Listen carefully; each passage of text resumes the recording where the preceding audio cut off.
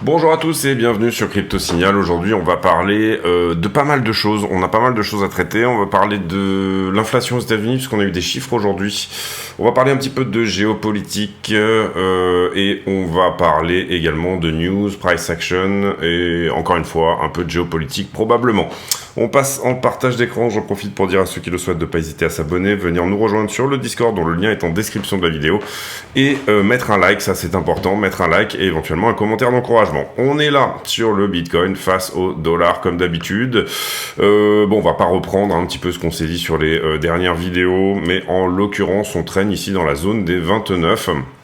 Possibilité ici peut-être de faire un M-top. Malheureusement ce M-top sera confirmé si jamais on perd.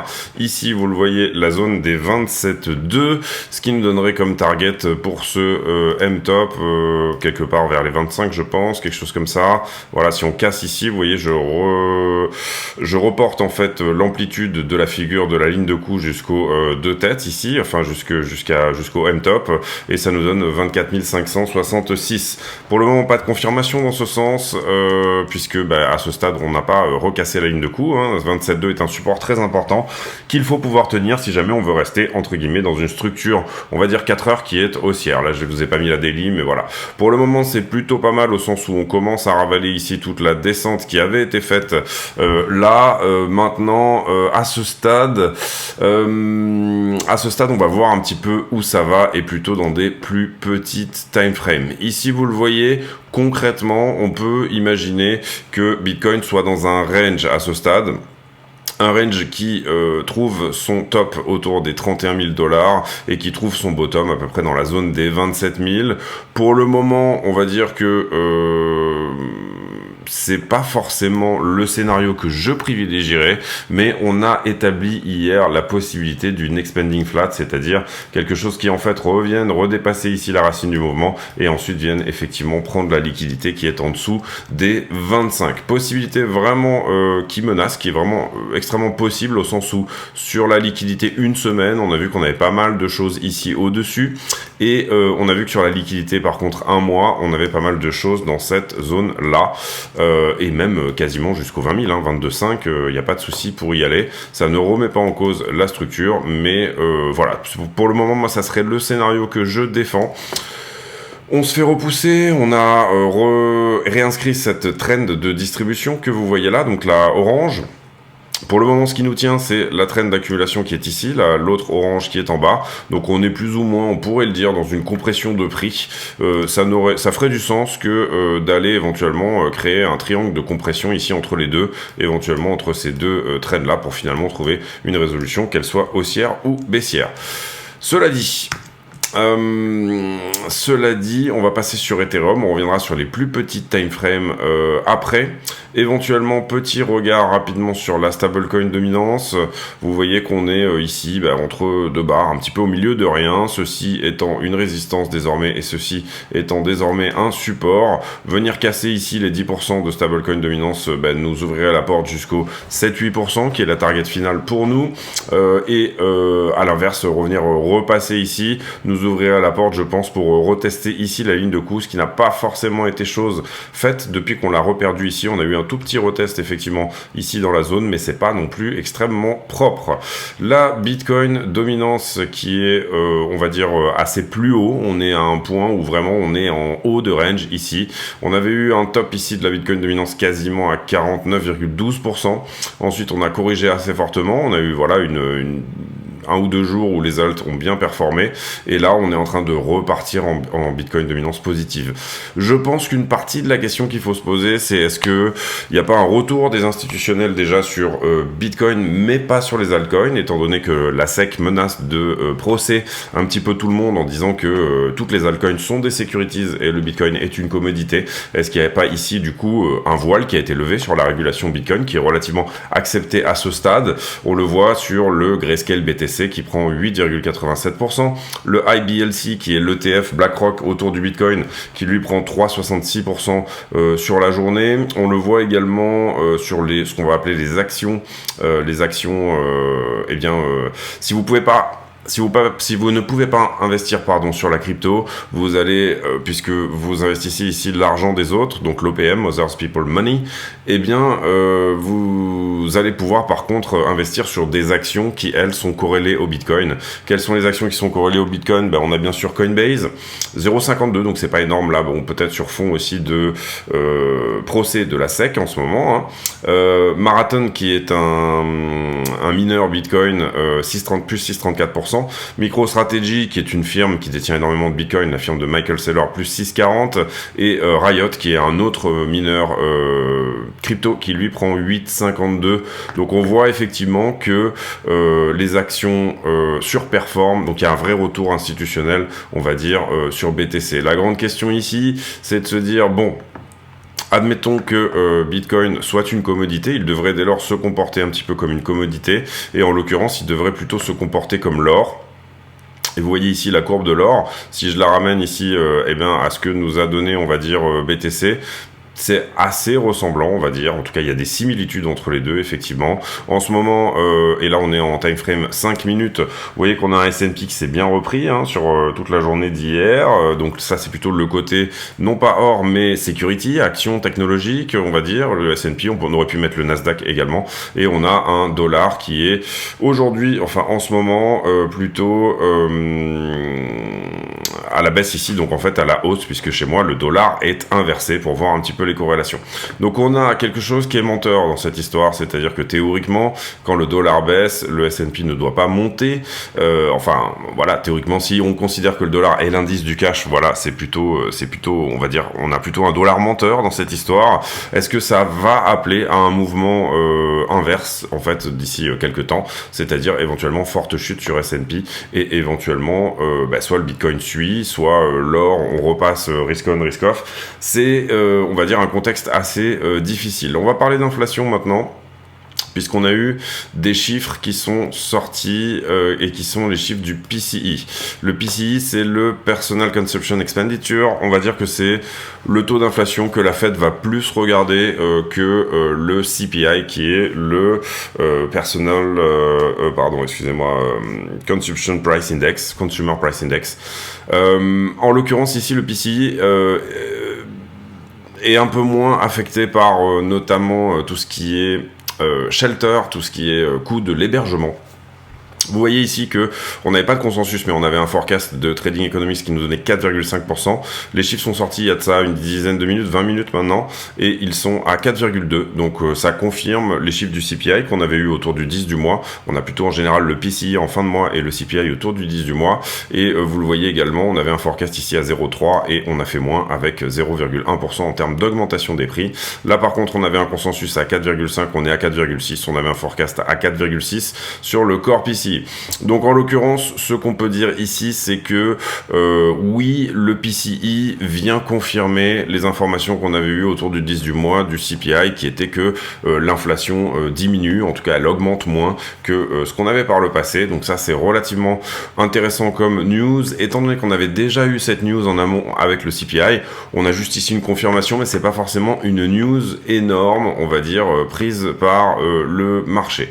On va faire un petit peu de géopolitique avec Nord Stream, qui aurait été soi-disant éventuellement bombé et attaqué par les Russes, puisqu'on a vu un bateau russe dans la zone 4 jours avant l'explosion de Nord Stream. Alors personnellement, moi j'ai toujours défendu ce scénario sur la chaîne, et c'est mon avis d'ailleurs personnel. Je pense pas que les Russes soient venus mettre des bombes sur un truc dont ils auraient pu tout simplement fermer le robinet. Donc ils ont aucun intérêt à faire ça. Il suffit ici de regarder l'histoire. Bon, après, il semblerait que ça serait peut-être un bateau par rapport à des opérations sous-marines à vérifier, sachant que bien évidemment en temps de guerre, eh bien c'est l'information qui est la première victime.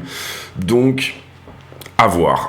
Bon, ça sort d'un site danois, visiblement. Voilà, pourquoi c'est pas sorti avant, pourquoi ça sort que maintenant. Il y a eu une enquête qui a été faite du côté allemand là-dessus, qui du côté allemand a plutôt dit que c'était un coup des Ukrainiens, fait tout seul par eux-mêmes, hein, c'est-à-dire qu'ils auraient loué un bateau en Pologne et qu'ils seraient allés bomber Nord Stream, ce dont je doute également. Et puis après, il y a la théorie de Hersch qui dit que tout simplement Nord Stream a été avec je crois que c'est la Norvège, l'aide de la Norvège, explosé par une opération d'intelligence américaine, ce que je pense quand même plutôt être le scénario privilégié à ce stade. En tout cas, voilà, on a ça. Voilà, encore une fois, la première victime en temps de guerre, c'est l'information. Donc, à voir si cette info se révèle effectivement un peu plus étayée que ce qu'elle est aujourd'hui. Toujours en ce qui concerne l'Ukraine, on a Zelensky et Xi Jinping qui se sont appelés pendant plus d'une heure. Et visiblement, imaginez que la Chine négocie un traité de paix en Europe. Ça serait quand même pour la Chine, on va dire, une grande victoire, en tout cas diplomatique, que d'arriver tout simplement à calmer les choses dans ce stade-là. Donc ça pourrait être intéressant de voir ça se mettre en place. Visiblement, bon, la Russie a un peu démenti, elle a plutôt dit l'Ukraine est en train d'essayer de saboter un peu.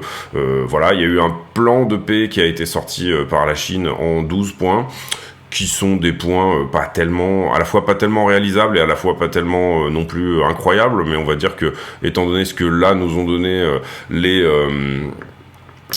les deux parties, ça risque d'être difficile. Par contre, intéressant de voir que la Chine peut éventuellement tirer son épingle du jeu de cette histoire-là, et surtout qu'on s'avance, puisque les États-Unis sont plutôt favorables à ces discussions, encore une fois engagées par la Chine. On s'avance peut-être vers un statu quo, ou en tout cas un couvre-feu de ce côté-là. Voilà, le fait que éventuellement ce conflit se calme un petit peu. Sur Wall Street Journal, on a toujours des très bons profits du côté de Exxon et de Chevron, qui sont les grosses firmes américaines en termes de énergie, pétrole. Donc malgré une baisse des prix du pétrole, eh bien ces firmes-là se portent très bien. Encore une fois, ça rejoint un peu la géopolitique dont je vous parlais tout à l'heure, mais il faut regarder où est l'argent et à qui profite le crime. Et en l'occurrence, là, vous comprenez que et les firmes russes, et les firmes américaines, et les saoudis, finalement, enfin tout ça est un peu, ça me fait penser un petit peu à on appelait ça comment, le théâtre de boulevard, où vous avez oh ciel mon mari, où tout le monde dit oh là là, mais en fait c'est vraiment des jolies foutaises. Et voilà, la guerre d'Ukraine est une guerre à la fois du gaz, à la fois de l'accès aux mers chaudes pour la Russie, etc. Mais sincèrement, ici il y a des gens qui profitent énormément de tout ça, et en l'occurrence c'était des gens qui avaient plus ou moins mal vécu le Covid. Pendant le Covid, il y a eu ça a été difficile pour les firmes qui étaient, on va dire, du cartel du pétrole. Mais derrière, on s'est repris x4 par rapport à cette histoire, donc aucun problème de ce côté-là, ne vous inquiétez pas pour eux, il y a vraiment des gens qui font des très très beaux profits. Et là, l'OPEC a annoncé, d'autant plus annoncé qu'ils allaient couper le robinet, je crois que c'était 1 million de barils par jour. Donc du coup, même si jamais le pétrole vient à pricer une récession, ces firmes-là ne seront jamais en récession. Je sais plus ce que je voulais vous montrer ici sur CoinDesk, US Crypto Regulations and Crypto Winter Opinion. Oui, bon là, c'est pas forcément extrêmement intéressant aujourd'hui. Oui, je voulais vous montrer ça. Polygon qui fait un partenariat avec Google. Un nouvel agrément qui, par rapport aux développeurs, ça va leur permettre de déployer assez vite pas mal de choses, etc. Directement sur Google Cloud. Alors, il y a une question qu'on peut se poser là-dedans qui est, est-ce qu'on construit le Web3 avec Google ou pas ? Je pense que la réponse ici, elle est en partie produite dans une partie de cette conférence qui est le Consensus 2023 à Austin, au Texas, et c'est là qu'a été faite l'annonce, où en l'occurrence ici, c'est plutôt une aide pour des dApps que vraiment une architecture, voilà. Néanmoins, intéressant pour Polygon qui en ce moment je trouve est dans une config intéressante. Alors moi j'en ai suffisamment personnellement, enfin je vais pas ici re-rentrer plus sur Polygon parce que je suis quand même pas mal exposé, mais je vais vous montrer. On est ici sur des points intéressants au sens où Polygon est sur support. Alors s'il passe en dessous de son support qui est ici, là ça risque effectivement de saigner un petit peu. C'est-à-dire que voilà, on estime que ici Polygon ne doit pas passer sous les 0,92. Cela dit, je vais mettre en pause une petite seconde. Voilà, cela dit, Polygon en avril, eh ben, c'est plus de 300% en total value locked, en nombre de transactions et en utilisateurs. On le voit ici, les daily fees, donc combien prend Polygon en termes de frais de transaction, vous le voyez ici, pardon, il est là, excusez-moi, et quand même plutôt à l'augmentation, 5,44. Également... D'ailleurs, pardon, j'avais peut-être pas le bout de la charte ici, voilà, c'est ça. Également, le nombre de transactions, vous le voyez sur le mois d'avril, qui a fait un bon petit x7, x8, quasiment x5, 5-6. 4-5 pardon. Les Active Wallet en unique qui ont fait un x4. Donc je veux dire, si vous regardez vraiment l'activité des développeurs, vous le voyez depuis février ici qui est parti également assez fort. Donc je trouve que Polygon a des très bonnes métriques, on va dire, d'adoption et que à ce stade.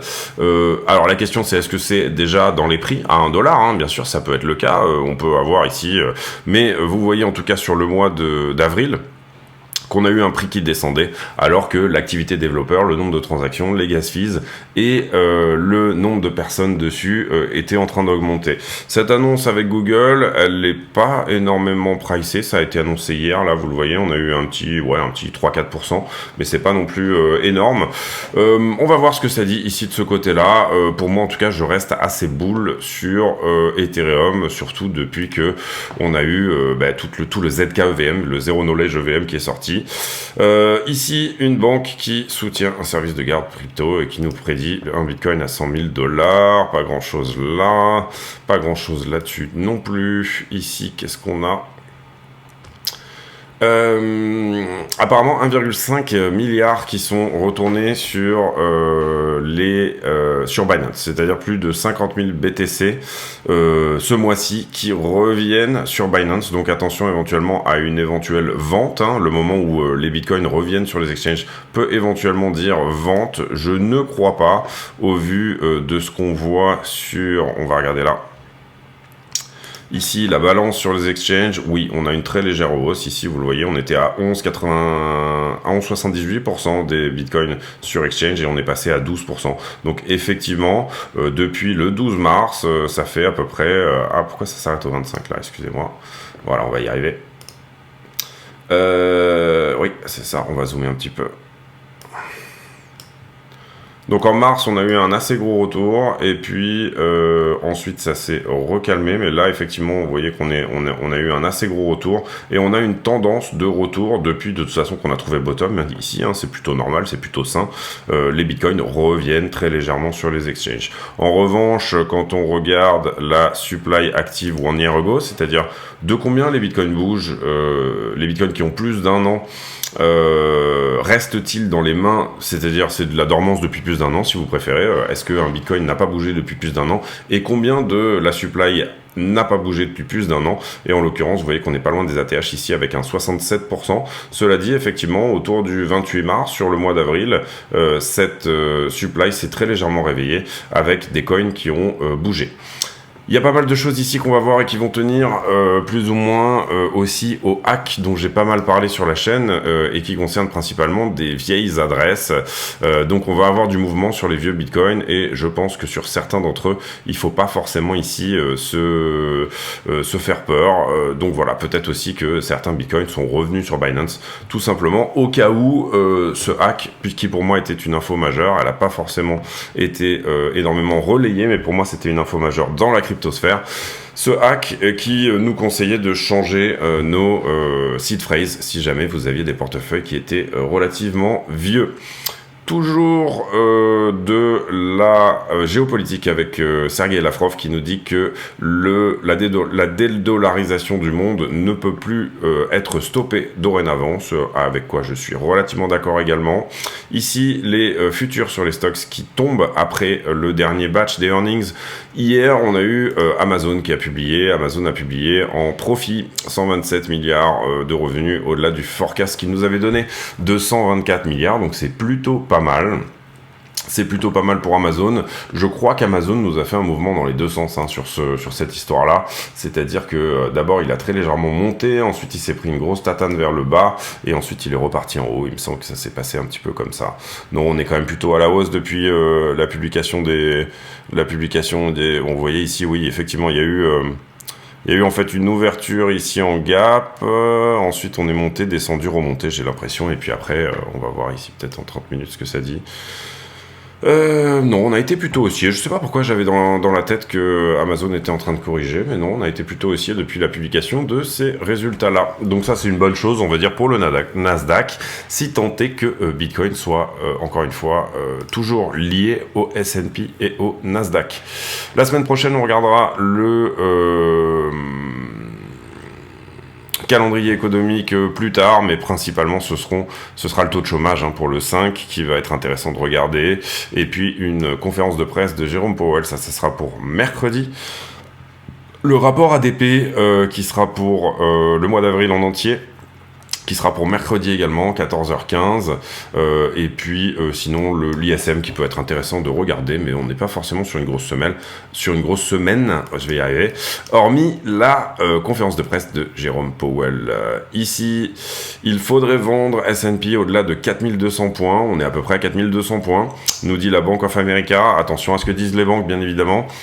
Personnellement, je dirais plutôt qu'il faut vendre 4004, mais pourquoi pas, voilà.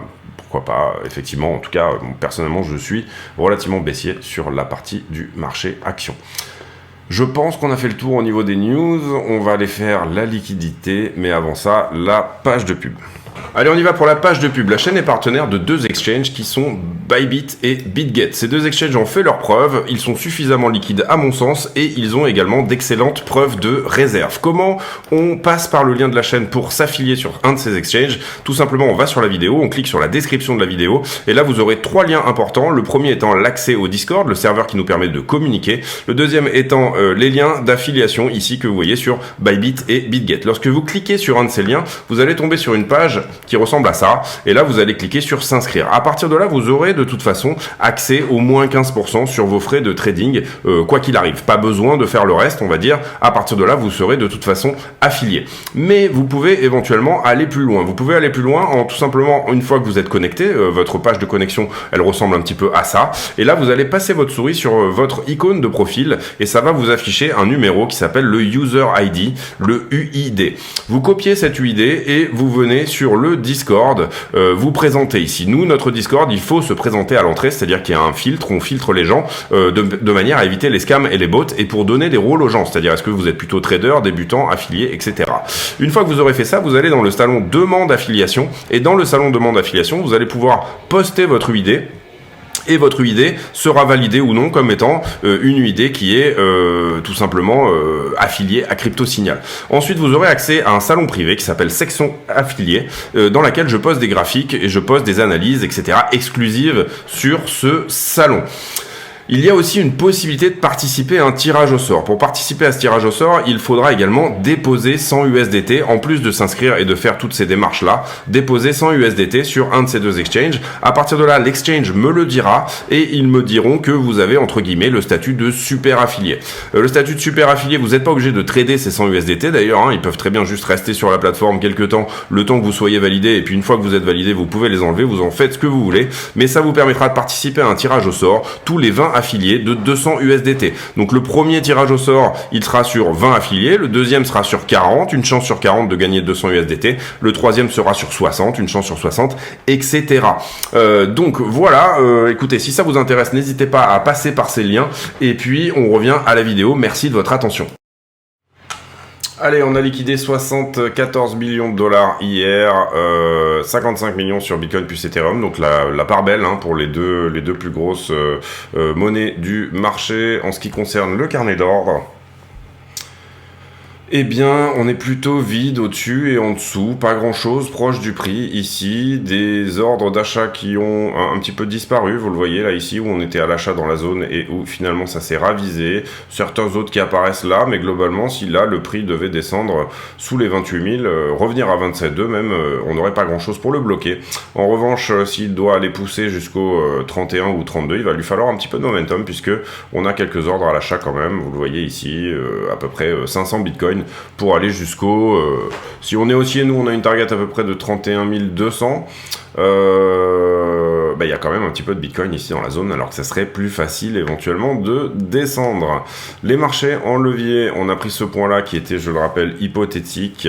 Depuis qu'on a fait la vidéo ici, ce mouvement là est normal, vous voyez le funding qui augmente en même temps que le prix, ici correction, ça semble normal aussi, ici peut-être un petit peu de long qui était rentré, vous le voyez que j'ai un prix qui latéralise mais j'ai un funding qui augmente, et par contre ce que je note c'est qu'on a été assez fortement shorté ici. Alors on n'a pas été assez fortement shorté, mais on a plutôt liquidé du long sur cette descente-là, quand on a perdu ici le support interne, mais je pense quand même qu'il y a quelque chose à venir prendre au-dessus de ce point-là dorénavant. On va le mettre comme ceci. Voilà, ça c'est une résistance maintenant, en time frame 5 minutes, il y a peut-être quelque chose, alors on va se mettre juste au-dessus, parce que sinon ça serait pas extrêmement cohérent, mais voilà, je pense qu'il y a peut-être quelque chose à venir prendre dans cette zone-là. Est-ce qu'on a été long ici de par le bottom? Je trouve que peut-être oui. On a une action qui est normale, hausse de prix et hausse du funding, mais j'ai l'impression que on est plutôt sur une latéralisation et le funding semble ici augmenter un petit peu plus. On va quand même mettre un point de long ici. En tout cas, rien de bien sérieux et pas surtout d'anomalie énorme en ce qui concerne le funding. Donc vous le voyez ici, on a resserré la fourchette de 29 500 à 29 100 par rapport à Ethereum. Par rapport à Ethereum, eh bien, on est venu prendre également cette borne hypothétique qu'on avait mise en haut.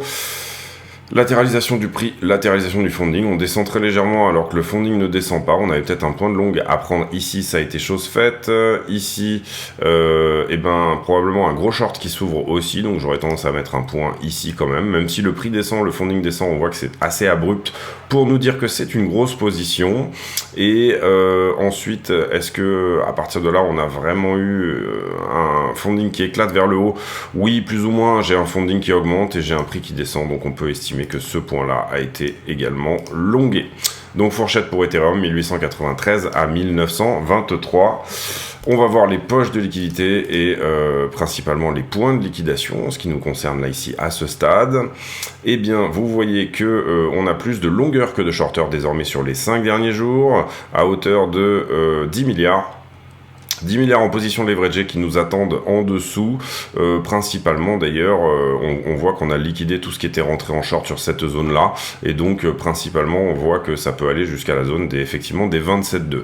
Est-ce qu'on va refaire un coup de raquette de ping-pong vers les 27,2, ou alors est-ce que le prix va plutôt venir prendre une liquidité en attente qui est plutôt au-delà des 30 000 $, vous le voyez, c'est celle-ci.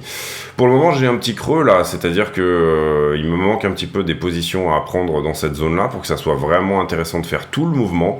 Si on regarde donc, et là c'est ce qu'on fait que les x100, on voit que les grosses positions sont quand même plutôt pas mal corrigées, mais qu'on a quand même des choses à venir prendre éventuellement à 27,2. Donc hier on était plutôt dans le scénario d'être éventuellement haussier pendant un petit temps, passer au-delà des 30 000 et éventuellement ensuite aller revenir sous les 25. Oui, ça pourrait toujours tenir dans l'histoire. 2,13 milliards ici sur Ethereum à venir prendre de ce côté-là. J'ai fait le run ou pas? Je me rappelle plus. 2,13 milliards, vous voyez qu'ici on avait beaucoup de longs, on a fait ce mouvement vers le bas, on est repassé à l'équilibrium au niveau du cumulative liquidation delta, c'est-à-dire le nombre de shorts contre le nombre de longues, et pour l'instant on a quand même un petit peu plus de liquidité en dessous en ce qui concerne Ether, en ce qui concerne les x100. Pour moi c'est à peu près la même chose, c'est-à-dire pas de très grosses positions ici à venir chercher. On va regarder la heatmap maintenant et on va la regarder en 12 heures. Je poste ces charts tous les jours sur le Discord dans la section affiliée si ça vous intéresse. Alors en l'occurrence ici sur la 12 heures j'ai plus de short que de long, en tout cas c'est l'impression que ça me donne, j'ai une zone qui est un peu plus dense ici. Donc ça pourrait être la clé de là où va aller le prix dans les prochaines heures peut-être, ou alors vu qu'on en est assez proche, un petit tour sous les 29 et puis ensuite repart au-delà des 29 750. Ça pourrait être peut-être pas mal, en tout cas sur la 12 heures c'est peut-être plutôt ce que ça pourrait nous dire, c'est-à-dire un petit tour vers les 28,8, 29 et puis ensuite on revient sur la One Week, c'est ça. Petite poche à prendre au-delà des 30 000, hein, ça c'était l'idée qu'on se faisait d'une flat, c'est-à-dire éventuellement vraiment venir d'abord prendre cette liquidité et ensuite faire un mouvement assez abrupt qui lui vient perdre les 27 200 étant le point important, et sous les 27 j'ai une jolie poche de liquidité à venir chercher ici en One Week, donc là du coup borne basse autour des 26,2, et si on regarde là un mois,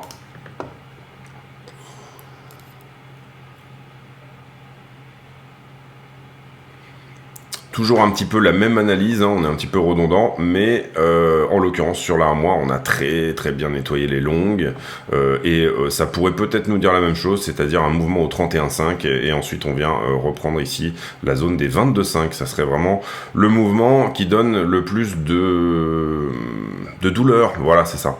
Je cherchais le mot, le mouvement de Max Payne, monter à 31 et quelques et redescendre ensuite en dessous. Donc court terme, si on regarde la 12 heures, on peut se dire qu'éventuellement on va avoir de la baisse et ensuite de la hausse, et par contre moyen terme, on peut se dire que ça va aller éventuellement plus haut et ensuite recorriger beaucoup plus bas. Si jamais le prix ne nous donne pas ça, c'est-à-dire qu'on ne va pas chercher les 22,5, on ne va pas chercher les 25,2, on ne va pas chercher ces bornes basses dans lesquelles il y a de la liquidité, et bien à ce moment-là, bien évidemment, ces gens-là auront gagné, et c'est tout à fait chose possible, on n'est pas obligé de faire perdre tout le monde en permanence. Sur Ether, j'ai l'impression par contre qu'on a plus de longues que de short, à contrario de Bitcoin sur la 12 heures. Sur la 7 jours, on a encore de la valeur résiduelle à venir prendre jusqu'à 2100 et des choses à venir prendre sous les 1660, voire sous les 1005. Et ensuite, sur la 1 mois, c'est un petit peu la même chose que BTC, sauf que BTC, on va être un peu plus proche, vous le voyez ici, peut-être de la zone. Peut-être qu'on va latéraliser en attendant que cette zone devienne verte-jaune, et que du coup, là, c'est ça qui va lancer éventuellement le mouvement au 2100. On pourrait tout à fait ici, si on avait un FUD ou quoi que ce soit, ou un gros mouvement, aller chercher les 1680 sur Ether. Ça fait plusieurs semaines qu'on le dit. On revient sur le prix, on fait la partie, on va dire scalping, day trading, en tout cas toute petite time frame, et puis ensuite on fait la conclusion. On revient sur donc BTC. Alors BTC, on s'était arrêté sur le 30 minutes. Alors concrètement, le 1 heure est haussier. Tant qu'on perd pas ici le creux qui est celui des 28,6, on a une structure en 1 heure qui reste haussière, hein, vous la voyez, elle est ici, donc voilà, on a quelque chose qui reste pour l'instant haussier, on s'attendrait éventuellement à venir péter ici ce plus haut là. Par contre, j'ai quelque chose d'inquiétant, on va dire, sur la 4 heures, qui va être que j'ai ce M-top, ça je l'ai expliqué en début de vidéo, donc du coup, attention à ça, si là on vient faire un nouveau plus bas, la 4 heures se retourne et on passe sur la 4 heures sur une structure baissière, c'est-à-dire quelque chose qui va plutôt nous dessiner bien évidemment quelque chose de baissier comme ceci.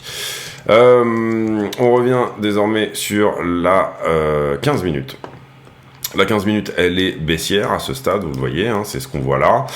Donc on s'attendrait éventuellement ici par contre à venir là-dessous. Est-ce qu'on a un vrai support ici dans la zone qui peut venir tenir le mouvement? Pour moi, il se trouve par ici. D'accord, il se trouve même très exactement à ce point-là, c'est-à-dire 28,6. On a parlé tout à l'heure peut-être de venir sous les 29 et ensuite c'est-à-dire revenir par là, et ensuite là, ça devrait enclencher pas mal de shorts et éventuellement repartir en haut. Je privilégierais ça comme scénario pour les 24 prochaines heures. Sur la 5 minutes, pas de signe de retournement, si ce n'est le fait que ce niveau a l'air de tenir, vous le voyez ici. Donc on est peut-être ici en train d'essayer, tout simplement, au niveau chartiste, eh bien, de faire un double bottom dans une petite time frame. Pour l'instant, vous voyez qu'on descend en palier, c'est-à-dire que on fait des paliers, et puis on essaye de repasser au-dessus du palier précédent, mais on se tape la tête, et ainsi de suite. Est-ce qu'on va reprendre un palier encore en dessous et refaire encore quelque chose comme ça, ou alors est-ce qu'on va trouver une vraie structure de double bottom ici et repartir un petit peu plus haut? Voilà, pour les 12 dernières heures, moi j'aurais tendance à dire que peut-être la direction préférentielle, elle est plutôt d'aller shorter cette histoire-là, de suivre un petit peu ce que nous dit la structure et d'envisager à minima, pas forcément ce M-top et la perte de ce point-là, mais en tout cas de revenir éventuellement refaire un creux dans cette zone-là. Le fait qu'on ait fait un échec ici à faire un nouveau plus haut, à venir prendre la liquidité au-dessus de ça, c'est à la fois bon et mauvais. C'est à la fois bon et mauvais, pourquoi? Parce que tout simplement on a accumulé ici de la valeur. Donc ça c'est la bonne chose, on a 2 fois plus de valeur que ce qu'on avait avant, en tout cas en termes de sentiment on pourrait le voir comme ça, et c'est une mauvaise chose parce que ça veut dire qu'on n'a pas eu ici la force, le momentum pour venir prendre les liquidités et les liquidations qui se trouvaient là. Donc ça veut dire que les mecs qui ont ouvert des shorts ici dans cette zone là ont pu aider à repousser le prix, ou en tout cas que ici, à cette minute là, en ce temps très précis, c'est-à-dire qu'il était 20h25 hier soir, personne ne voulait tout simplement d'un bitcoin à 29 900 $, donc ça c'est intéressant. Bitcoin semble être relativement repoussé par les 30 dorénavant. Donc c'est une zone de short et c'est une zone, on va dire, où le sentiment a tendance à s'inverser. C'est peut-être ça qui peut permettre à Bitcoin de passer les 30, c'est-à-dire que si on accumule ici des liquidations au-dessus, et c'est ce qu'on a vu sur la 12 heures, eh bien à ce moment-là, ça pourrait lui donner l'envie d'y aller. Ici, on continue potentiellement cette structure-là, en tout cas pour le moment, potentiellement encore une fois pour un passage pour moi sous les 29 000 $, peut-être 28,8, peut-être 28,6, en tout cas le point vraiment le plus cohérent éventuellement serait celui-ci pour rebondir. Peut-être qu'à ce stade-là, il faudra surveiller les structures et éventuellement ouvrir un long pour venir rechercher la liquidité au-delà des 30K. 30K, donc point pivot, je dirais, en termes de sentiment, donc à surveiller bien évidemment dans cette zone-là. Donc, résumé de la vidéo, on a une inflation qui effectivement corrige aux États-Unis, et ça c'est plutôt une bonne chose. Le PCI est venu confirmer ce qui s'était passé sur le CPI en début de mois. On a un contexte géopolitique qui semble à la fois se détendre et à la fois qui nous emmène quand même pas des choses extraordinaires. On a également des bonnes choses pour moi sur Matic, même si c'est pas forcément reflété dans le prix. On va voir si ici ça relance quelque chose ou si jamais l'effet d'annonce va plutôt être vendu. On a des choses intéressantes également dans la liquidité, et ça je pense que j'ai suffisamment développé là-dessus, et voilà. Demain on viendra faire, je pense, un sujet, ça sera le week-end, donc on fera un sujet peut-être plus établi. Ici j'avais la volonté de faire une vidéo assez large et assez complète sur à la fois la situation géopolitique, qu'est-ce qui se passe sur les stocks, etc. etc. Wall Street va ouvrir dans une dizaine de minutes, ça va peut-être donner le ton ici sur qu'est-ce qui va se passer également par la suite. Pour l'instant vous avez vu qu'on a eu un gap ici haussier qui s'est ouvert. Est-ce que c'est un gap de rupture ou est-ce qu'on va devoir venir le chercher? En tout cas, on est venu fermer celui-ci. Vous le voyez là sur le S&P. Ici, je vous montre le S&P, mais je vous montre pas les futurs. Si jamais je vous mets les futurs, c'est-à-dire qu'ils sont en train de coter actuellement, vous voyez qu'on a très légèrement corrigé. Donc, on devrait peut-être ouvrir en gap baissier aujourd'hui, une ouverture en gap baissier, et ensuite voir ce qu'il se passe. Bref. Grande question du moment, est-ce que Bitcoin devient une valeur refuge, et donc est-ce qu'il va se décorréler en partie des altcoins, puisque désormais suivre l'or et évoluer sur le concept de rareté numérique qui est censé être le sien, rareté programmée et monnaie entre guillemets, ou en tout cas valeur refuge anti-inflationniste. Ça c'est la première chose. Avoir des bitcoins avec ses clés est peut-être moins risqué que d'avoir finalement des dollars à la banque. En tout cas c'est une partie de ce que le marché est en train de penser à ce stade. Ici vous voyez qu'on a un dollar menteur aussi, mais vous voyez que pendant puisque l'erreur vient de moi, je vous avais pas mis les futurs, donc vous voyez que pendant entre guillemets la correction des futurs, on va dézoomer un petit peu ici, mais vous voyez que là on était en hausse et on avait plutôt un dollar qui était haussier. Donc oui, non, il y a eu quand même une grosse divergence sur la journée d'hier ici entre ce que nous disait le dollar et ce que nous disaient les actions. Je vous laisse là-dessus, j'espère que cette vidéo vous a plu. Si c'est le cas, n'hésitez pas à le dire, principalement en mettant un like et en mettant un commentaire d'encouragement. Vous pouvez venir nous rejoindre sur le Discord si vous le souhaitez. Vous avez tous les liens d'affiliation de la chaîne si vous souhaitez la soutenir. Et j'ai pour habitude, en fin de vidéo, de poser une question à la con, c'est-à-dire une question qui n'a rien à voir avec le prix du Bitcoin. Et la question du jour, elle sera, est-ce que vous avez fait votre premier bain de l'année, que ça soit dans la mer, dans une piscine ou dans une rivière? Est-ce que vous avez étraîné votre plus beau maillot en ce début d'été? En tout cas, on voit que le temps se réchauffe et c'est plutôt agréable, la nature verdit, etc. Bientôt, le temps des barbecues et des copains à la maison. Je vous laisse là-dessus, on se retrouve demain. J'espère que cette vidéo vous a plu et d'ici là, passez une bonne soirée. À très bientôt, ciao.